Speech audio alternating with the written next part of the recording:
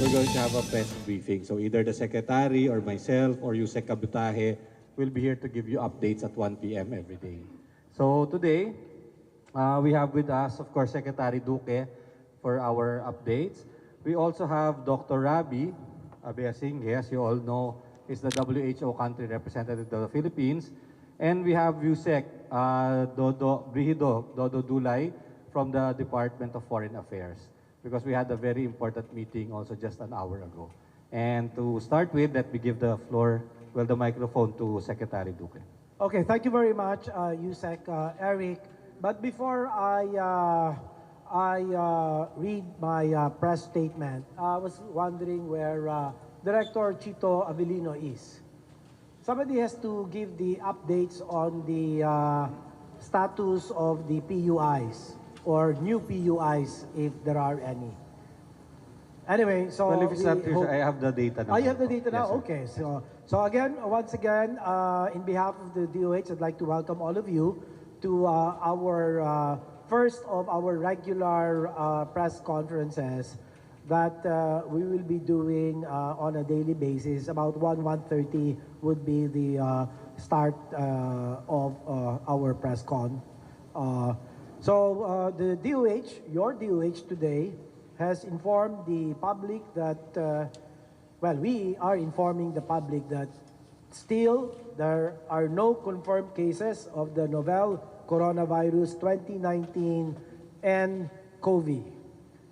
In the country, as it convened the first interagency task force on emerging infectious diseases, meeting with the Departments of Foreign Affairs, local and interior government, the Justice Department, the Labor and Employment, or DOLE, DOT, Tourism, the DOTR, and the Information and Communications Technology Department.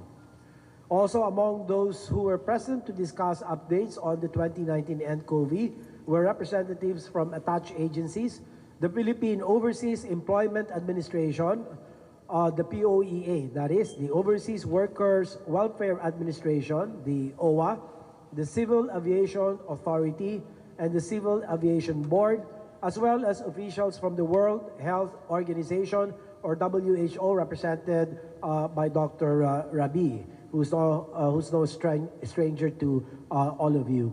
At present, there are 2,798 confirmed cases of the 2019 nCoV globally, 37 of which were reported in 11 countries outside of China. The current global case fatality rate of the 2019 nCoV is 2.9%, with all deaths recorded in China. WHO has classified the risk level for the spread of the 2019 nCoV as very high in China and high at the regional and global levels. Yesterday, it was moderate for the global risk of spread, but it's gotten one notch higher to high risk, that is for global. DOH revealed that the DOH reveals that it is closely monitoring 22 patients under investigation or PUIs, 13 in Metro Manila, 3 in Western Visayas, 3 in Central Visayas, 1 in Mimaropa, 1 in Eastern Visayas, and 1 in Northern Mindanao. As of today, 3 of the PUIs have already been discharged as their laboratory results revealed other diseases. DOH is now awaiting results for 13 PUIs from the Research Institute for Tropical Medicine for screening and 6 PUI laboratory results from the Victorian Infectious Disease Reference Laboratory for confirmation. During the Interagency Committee meeting, members resolved and agreed to ensure support for overseas Filipinos in China, as well as comprehensive transport and quarantine plans for overseas Filipinos from Hubei province who wish to voluntarily return to the Philippines.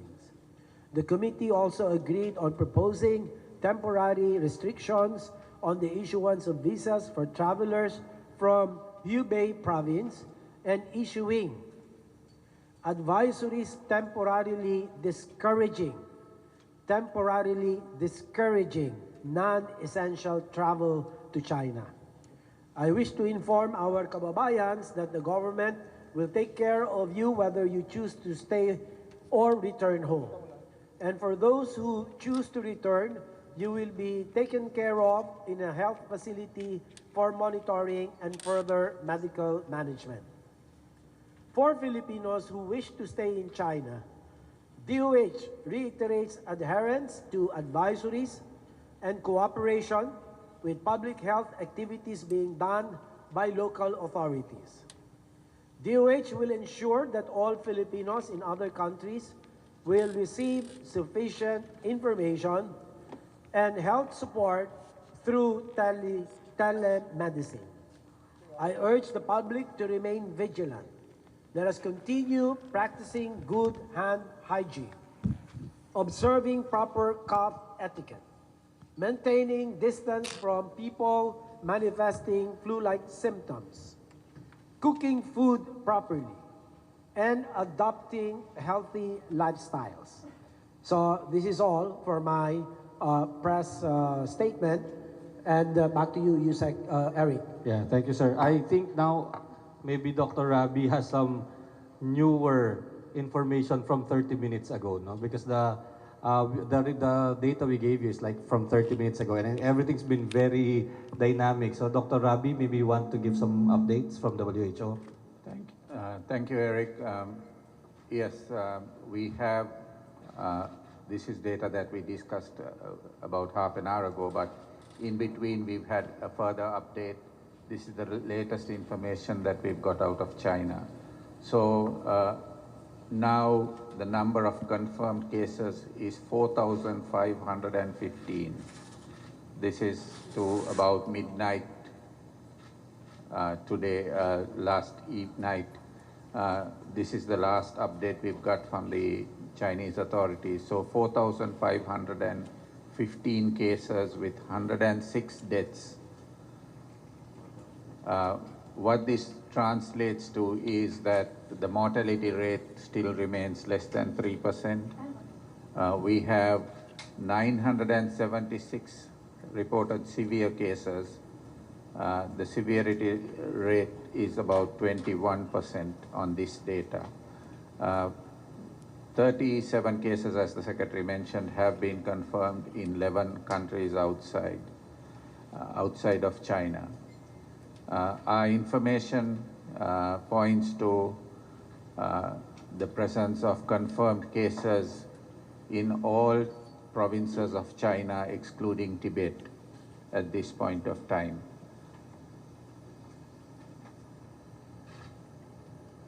Thank you, Dr. Rabi. And also, we also got an update. As of 1:30 p.m. this afternoon, we have an additional 5 PUIs here in Metro Manila. So we have now a total of 27 persons under investigation all over the Philippines. And I would like now to turn over the microphone to Yusek Dulay from the DFA to give some remarks and to address the press. As of today, the Chinese National Health Committee gave a briefing to all of the foreign missions, and they assured all of the foreign missions, including our embassy and consulates in China, that the government is prepared to assist our nationals. They are prepared to address this current outbreak, and they are in control. They request that our nationals remain calm, and they have already established hotlines locally, that especially for our nationals in Hubei province, of which Wuhan is the capital city. They have already established the lines there, so our embassies and consulates are in constant touch with that hotline. If there are any nationals of ours in Hubei or in Wuhan, we are ready to assist them through that hotline. As you know, the province itself is under travel restrictions, and essentially the city, Wuhan, is in lockdown as of this moment. So everything that we do in that particular zone, we have to coordinate with the Chinese authorities. But they have assured us that they are ready to address all of the concerns that any Filipino may have in that area, including the need to repatriate if they do wish to come home. Okay, so we now open the floor for questions. Who wants to go ahead? Gerald. Yung sa additional lang sir na cases, PUI sir. Yes. Ano po status naman sir? May breakdown po kanina sa secretary. Yeah, I thought they're all from Metro Manila, and they're still undergoing preliminary tests. Today lang sila na detect, and they're now in our hospitals. Papunta po ng RIT yung sample. No, for ano pa lang, history taking pa lang to. Still samples still being collected. Sir, all of them have a history of Travel to Wuhan. Yes. all 27. Yes, all 27 have a history of travel to Wuhan. And 3 of those 27 have been discharged from the hospital already. 3 have been discharged. First was the patient from Cebu, who was diagnosed negative for nCoV 2019 and is asymptomatic. And then 2 other patients who have now no illness, and the test showed that it was some other pathogen, some other virus, not the nCoV 2019. But they're still considered as PUI. Well, hindi na ngayon.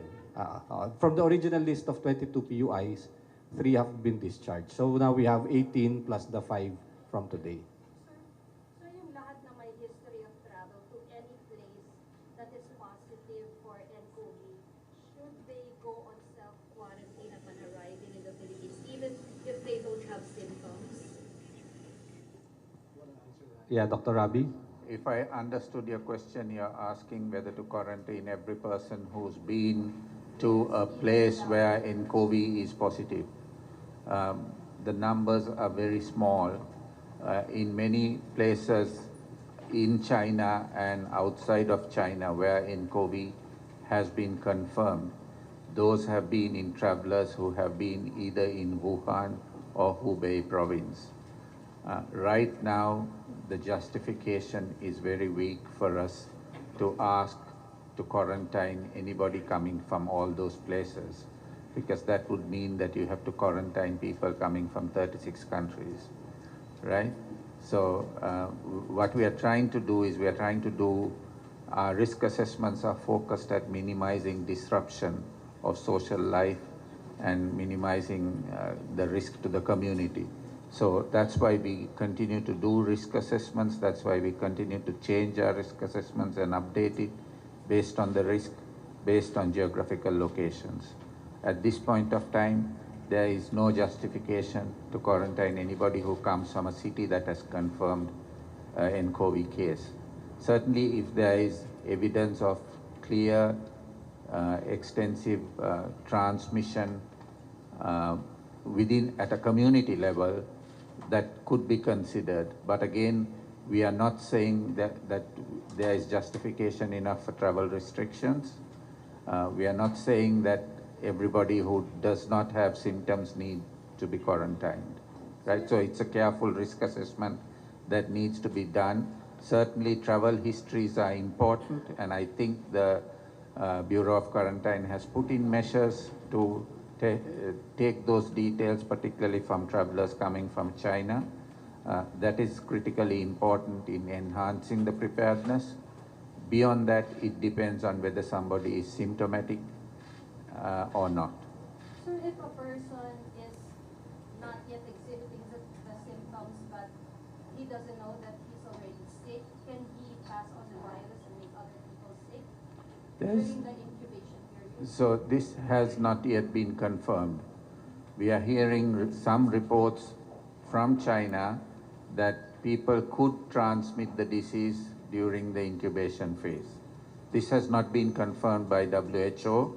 We are working with a global team of experts looking closely at the information, studying the epidemiology of the disease. Right now, we cannot confirm these reports. We have a question from this side. Yes. Sir, sa 27 PUI, ano po mga nationalities ng sir? Do you have Yeah, iba-iba. We cannot give you naman the total list. Most of them are, of course, Chinese nationals, and there are no Filipino nationals at this time. Tapos sir, may average ba tayo kada araw kung gaano kadami yung nadadagdag sa mga PUIs natin? I think we can give you the breakdown of how many have been detected per day. Pero I don't have that rate right now. Yeah. Question, yeah, at the back. I have a question for Mr. Lu. Chinese government has taken action and measures. For example, to lock down the city of Wuhan, and they have been to strike the new hospital during 6 days. So what's your comment on Chinese government's actions and measures? We respect the decision of the Chinese government to do what it has done. And so we just have to make sure that we are to monitor the further developments as to what additional advisories the Chinese government will be issuing out. But rest assured that we are in constant communication through our Department of Foreign Affairs. In fact, I think Yusek Dulay has already, during our meeting, you did share with us the communications from China insofar as the travel restrictions, the lockdowns, the advisories, the reassurance that the appropriate public health advisories will be issued from time to time, and reassuring the foreign missions in China that the communications lines of communications will be open. Okay? Yusek Dulay would like to give a comment on the briefing from the Chinese side. The Chinese government has already set down the protocols. And being the host country, of course, each state has its own way of containing any outbreak within their jurisdiction. So as a sovereign, we respect that in the same way that we also have our own protocols. So it's an international protocol, if I understand, and it's accepted and practiced universally. So insofar as the actions taken by the Chinese government, all we can say is that we have to work within that framework because we are working with them closely to protect also our Filipino nationals in China. Yeah. We have a question in front and then you next. Mikael Flores on AFP. How many of the 300 Filipinos in Hubei province, of whom 150 are in Wuhan, have expressed interest to be repatriated, and what did the DFA do already? Well, sir, we will know by today because as Secretary Duque said, as the chair of the interagency task force, we came out with the decision, the task force has come out with the decision that any Filipino who wants to come home can come home, except that they will be placed under quarantine for 14 days, also for their own protection, as well as the protection of their families also. In that respect, they are all free to go. We are now asking our missions in China to now collate the number of Filipinos as well as the names of those who would like to come home under that condition. Yes. Follow up and then. How long will it take, for example, if I make the request, how long will it take for me to be able to go home to Manila or to wherever? We have to work within the protocols of the Chinese government. They also have what they call the rules on disease containment. So there are certain protocols that we have to observe. As you know, that's the reason why parts of China are under restriction. So the Ministry of Foreign Affairs of China has already said that they are willing to work with the Philippine government to repatriate our nationals if there is a need to repatriate them. Yes. Good afternoon, Mr. Undersecretary. I'm just as curious as anybody else. How do we repatriate our compatriots when there is a lockdown in Wuhan and Hubei? The treatment for foreign nationals obviously is different. In fact, the Americans have already repatriated some of their nationals from Wuhan. It is both an administrative and logistical issue as well as a health issue that we have to address. And of course, we have to work with the Chinese authorities on this one. So it's hard to put a finger really on how fast we can do it because again, this is two countries working together to help each other. So we have to work with them and we hope that we can do it as quickly as possible. The scenarios that are being thrown about now is by air. There's also the option of to do it by land. But of course, again, we have to take the lead from the Chinese authorities based on their own rules on the ground. But Secretary, Secretary, if we are to repatriate them and place them in quarantine for 14 days, what about the logistics? Who will spend for their food? What about the medicines that we're supposed to give them? Well, we will have to spend for all of that, certainly, no doubt. As part of the quarantine measures, we will have to sustain them in all the 14 days that they are isolated. Do you have enough budget for that? Oh yes, we will. Supplemental budget? Yes, we know where to get the budget for that. So that's the least of our worries. Yes. Is there an estimated exact date when you are already in the primer? Well, yeah. The target was for it to arrive by middle of the week, Tuesday and Wednesday. They already identified a supplier outside of China that produces the primers, and they already got the import permit from FDA. So we believe in the next maybe 48 hours, we're going to have the test available here. Well, we have been following up. I just spoke to the director of RITM, Dr. Celia Carlos. I've been egging her to make sure to monitor exactly where these primers are and the reagents, because we need to get hold of this so that we can already establish our own capacity to diagnose and to be able to identify that this is the novel coronavirus. If and when it does come to the country, then we did not have to send to Melbourne, Australia for confirmation, because that will again double the turnaround time. Trish? Sir, can you just please walk us through the process of testing for coronavirus? And ano yung mga activities na and how long will it take to wait for the results? And while testing, how long does the patient have to be in isolation? Yeah. So when we get a case, we take samples, blood samples and then swabs from the throat and the mouth, and we check for pathogens. So we have what we call the FTD33 test. This is the fast diagnostic test for 33 different pathogens, meaning 33 most common viruses and bacteria that can cause respiratory illness. So if it's negative for that, then we do a pan-coronavirus test. A pan-coronavirus test tests for coronavirus, but it does not distinguish what coronavirus it is. So if it's positive, you know that the patient has a coronavirus, but you do not know what it is, what coronavirus. So after that, we do the test for SARS and MERS-CoV. So if it's negative for SARS and MERS-CoV, and then the FTD33 has also the 4 mild types of coronaviruses, but positive for pan-coronavirus, it means that you have a coronavirus and it's not one of the 4 common ones, and it's not SARS or MERS-CoV. So in that case, we will send that to Australia for testing to see if the coronavirus that was seen there is the nCoV 2019. So you eliminate one by one.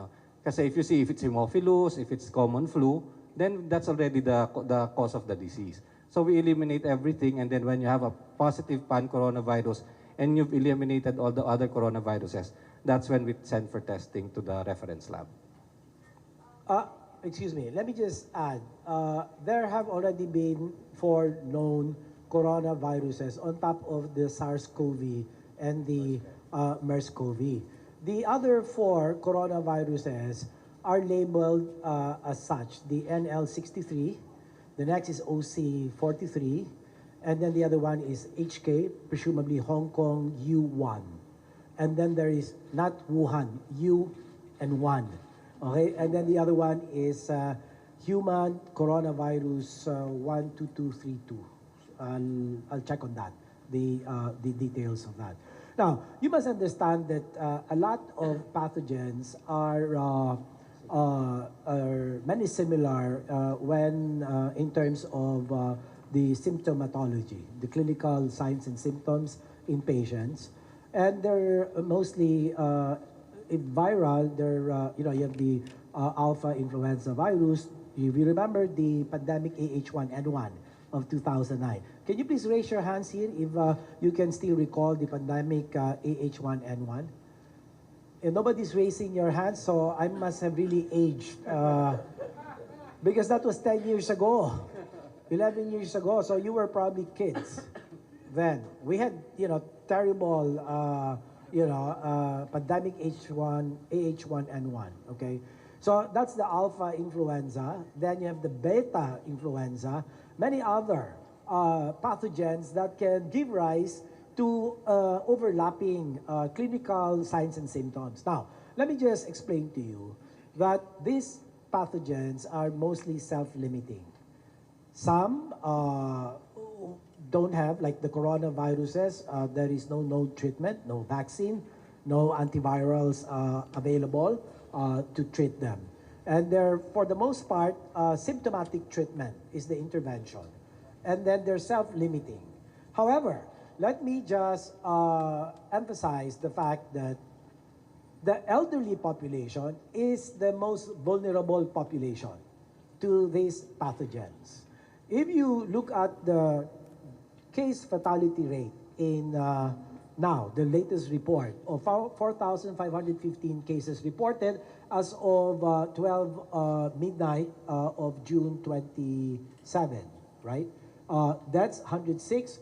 It's now 2.3%, down from 2.9%. It's probably about 20% less than what it was yesterday. Over the past 2 weeks, it's been hovering 2.7, 2.9, 2.6, 2.9, 2.3, the latest. So hopefully this thing doesn't kick up and assume, hopefully not, assume the death rate, the mortality rate as observed in MERS-CoV, which was 36%, and in SARS-CoV, which was about 10 to 12%. So malayo. Okay, I just want you to understand and to really appreciate this. Okay, that so far we really cannot say that, wow, this is like SARS, this is like MERS-CoV. So by giving you this information very objectively, evidence-based, you can help propagate the right information, the knowledge that hopefully will neutralize the infodemics of fake news, of false informations, all of this. So you have to be the warriors for the truth.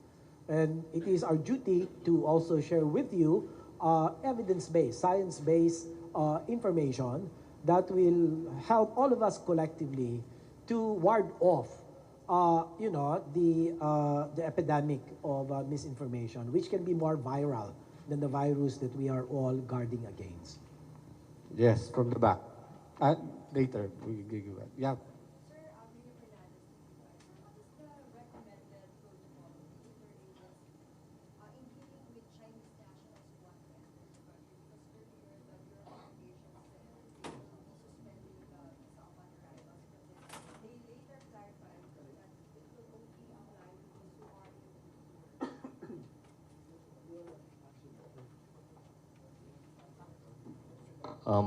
As of, if I'm not mistaken, 3 days ago, the Chinese government already imposed a travel ban for its nationals from China, leaving China, tour groups. So essentially, the Chinese authorities have already stopped tour groups from leaving China. However, for business travelers as well as individual travelers, it's still open. So they can continue to apply. However, it's been decided already by the interagency task force to come up with certain temporary measures for health reasons, And we will be coming out with those advisories later on. But like other countries that have imposed the same travel restrictions, the interagency task force has also deemed it necessary to impose certain travel restrictions for travelers from China. But again, you have to understand that the primary consideration for any travel restriction from China is really the health concerns of our government for incoming tourists or visitors from China. Sir,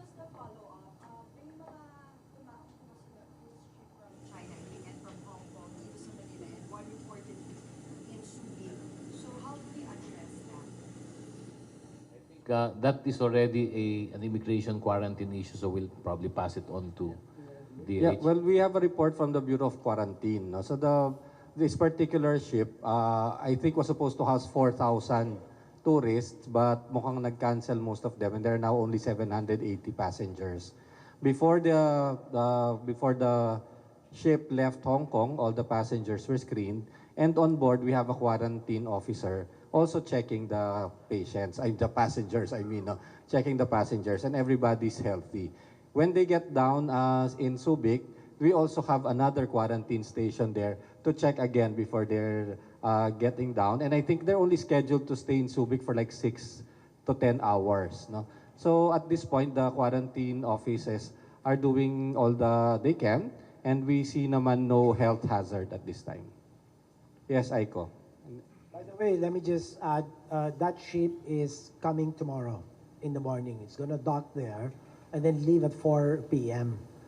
But there are new developments. I don't know if you are aware that there's been a threat of a rally to be staged by some groups in Subic, led, I heard, by the mayor, what's his name? I forget the name. So that's something else. That's a new development that we cannot comment at the moment. We leave it to the Subic Bay Authority to do what is appropriate, bearing in mind the safety of people, because you don't know if there are rallies like that, what can happen. The passengers, there are also Filipinos, by the way, 15 Filipinos in the ship that's docking tomorrow. But the different nationalities, about 10 different nationalities. But by and large, the PRC Chinese, about 350 plus, and about nearly equivalent number from Hong Kong. Okay, so 15 Filipinos are aboard that ship. Aiko and then Apples.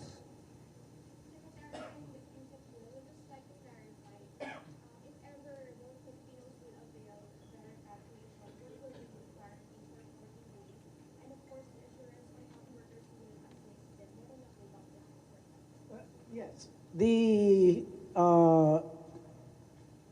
quarantine plan will be made known to the volunteer returnees. Okay, all the details of the plan will be disclosed to them, and we are now arranging one place where we can quarantine all of them for ease of management, rather than assigning them to different facilities. And I have been in touch with the Field Implementation and Coordination Team, Assistant Secretary Abdullah Dumama, to talk to the LGU. I'm not at liberty to tell you where at this point, but suffice it to say that preparations are underway precisely to support the quarantine plan that will be implemented once the volunteer returnees would formalize their request to be repatriated. Apples.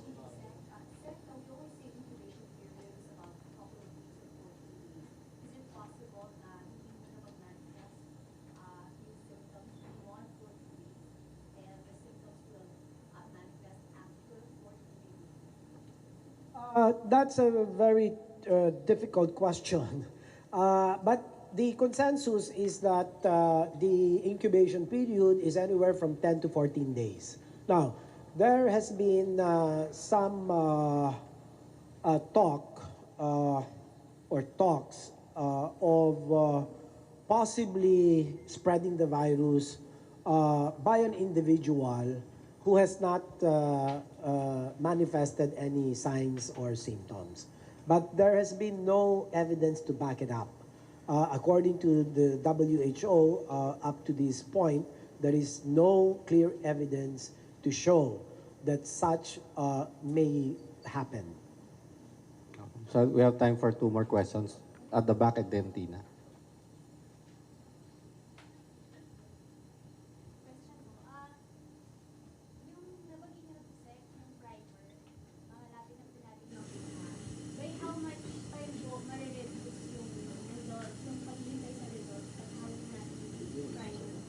Well, ang matatanggal kasi yung ating travel time, no, referral time, because it's taking us some time. Every time we need to send a specimen to Australia, it takes us about 2 days before we arrange it with a courier, and then for syempre yung government ng Australia, because we're transporting potentially infectious materials, no. So medyo matagal yung clearance. So that would cut it by at least 2 to 3 days. Follow-up lang po. Estimate budget po na kailangan for all these preparations for envelopes. How much will DOH allocate? We don't have the figures at the moment because, like I said, that's the list of our concern.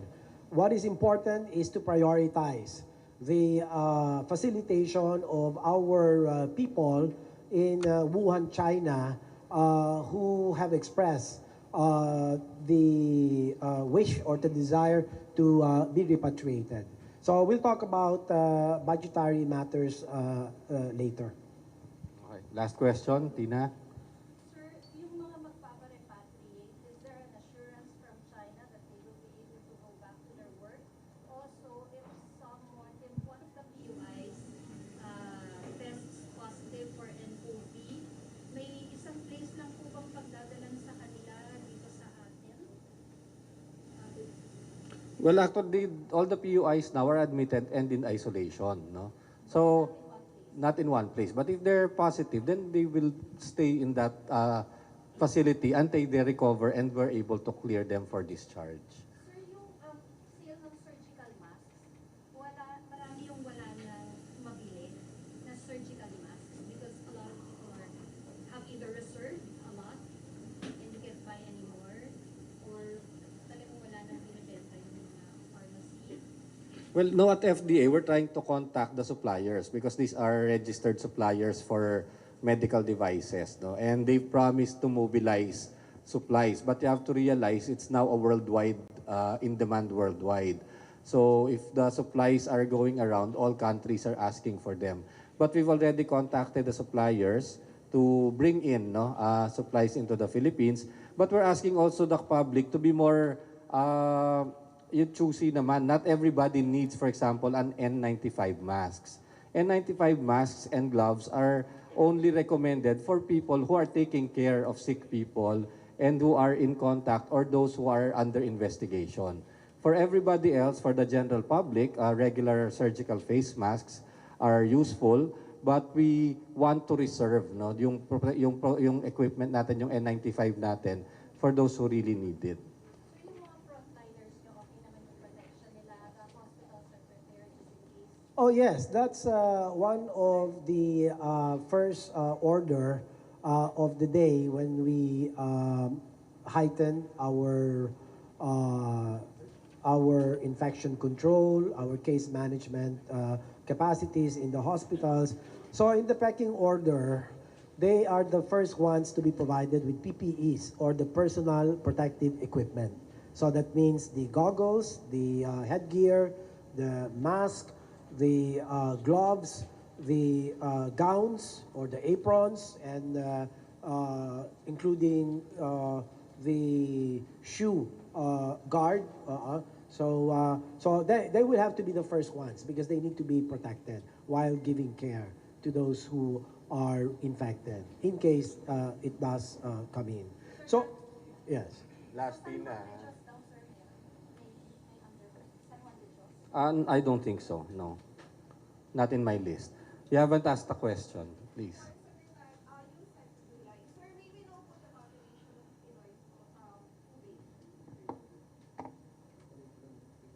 Hubei province, our numbers now is 300, a little over 300 for the province. For Wuhan, it's around 150, thereabouts. As you know, these exact figures are really hard to come by because they don't check in with our embassy or consulate. When a Filipino OFW arrives in the country to work, they don't check in. The only people who will really have the numbers would be the immigration department of the host country. So I just want that clear because sometimes there's an expectation that their embassies and consulates have an accurate number.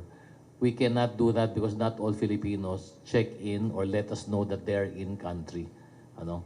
So, yun lang. But we are keeping tabs, and now we have thrown the numbers because we are planning to repatriate all those Filipinos who can. That's the order of the President. Let's bring home everyone and bring home everyone safely. The only condition now in this repatriation is that because of the interagency task force resolution, they will have to be quarantined, especially those repatriated from Wuhan and Hubei province. Thank you. Dr. Rabi? Just a clarification, because I'm looking around the room and many of you are in masks.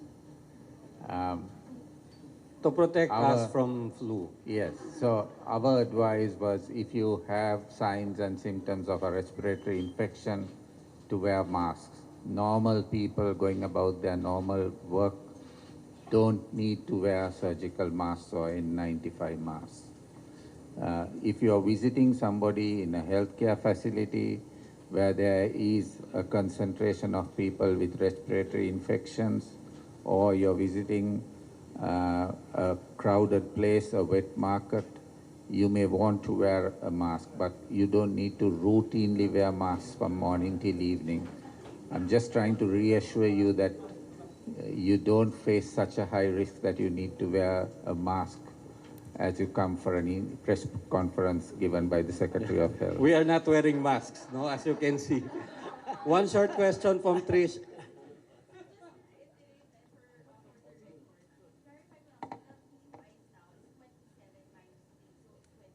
Yes, 27, 3 have been discharged. So,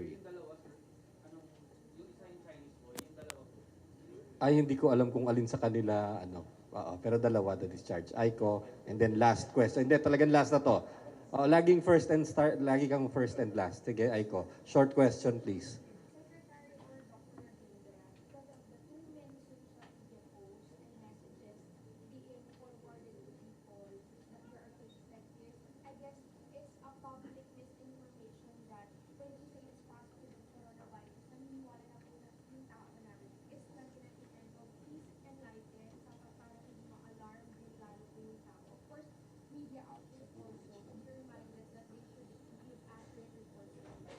Well, you cannot control the flow of such information.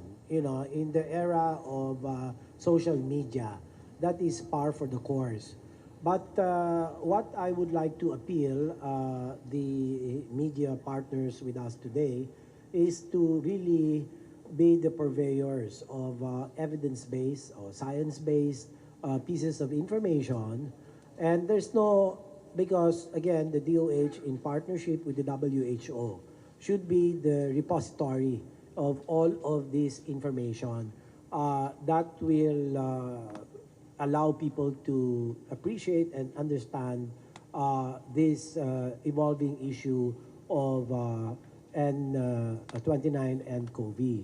So sa amin lang po kayo makikinig ang DOH. Wala na po kayong dapat pakinggan dahil kapag inyo pong pinakinggan ang iba sa labas ng DOH, ay malamang wala pong batayan, wala pong malinaw na basihan, at bagkus ito po ay magdudulot ng pangamba, magdudulot ng kalituhan, magdudulot ng kaguluhan. At hindi po ito maganda para sa ating lipunan, at this will not help stabilize a situation that already is really quite challenging at the moment. And so again, I reiterate that lahat po ng manggagaling sa DOH ay amin pong ipararating sa inyo, at sana ito po ang mananaig. Huwag pong patulan kung ano-ano po yung mga nasasabat ninyong mga impormasyon, ay dapat maging mapanuri tayo. We have to be discriminating, and we should at least verify or ask questions to validate saan ba galing to. For example, you see this video of people collapsing, falling flat on their faces, purportedly because of COVID. I mean, like, meron bang date ito? Kailan ba ito kinuha? For all you know, this is only a fabrication. You know, it's very easy now with the technology. They can make something not real. Okay? So let's not sucker in those fake news. This will not serve any good for society and for all of our people. Pinakahuling katanungan. Speaking of fake news, we're fact-checking claims online. There's a post that claims that coronavirus is a type of rabies. Can you clarify that? Is it or is it not? And what is it if it's not a type of rabies? It is actually close to ridiculous to even think that this is now falling within the family of is it rhabdovirus? Rabies, rhabdovirus.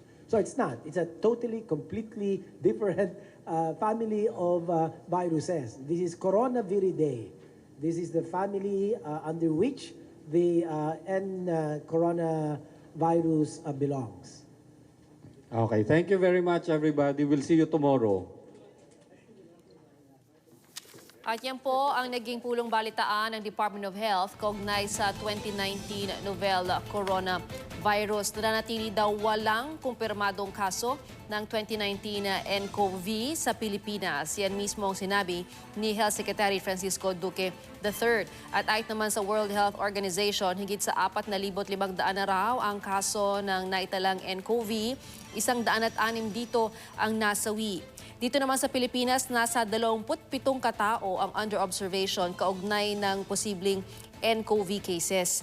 Hindi pa rin daw po kumpirmado kung posibleng matransfer ang sakit na nCoV habang nasa incubation period. Tiniyak naman ng Department of Foreign Affairs na handang tumulong ang ating embahada sa China at layon din daw nilang proteksyonan ang mga Pilipinong apektado roon. Sa mga Pilipino naman na uuwi mula sa China ay kailangan daw i-quarantine ng 14 na araw. Nilinaw din ng Department of Health na ang N95 mask at gloves ay dapat daw gamitin ng mga nag-aalaga sa suspected nCoV carriers. Ang iba naman ay pwede na raw gumamit ng regular surgical mask. Ang importante rin daw at paalala sa publiko, panatilihin ang good hygiene at lutuing mabuti ang pagkain. At huwag din daw agad-agad maniniwala sa mga fake news. At yan po ang ating live coverage. Tutok lang dito sa GMA News TV para oras-oras. Alam mo, ako po si Lala Roque. Magandang hapon.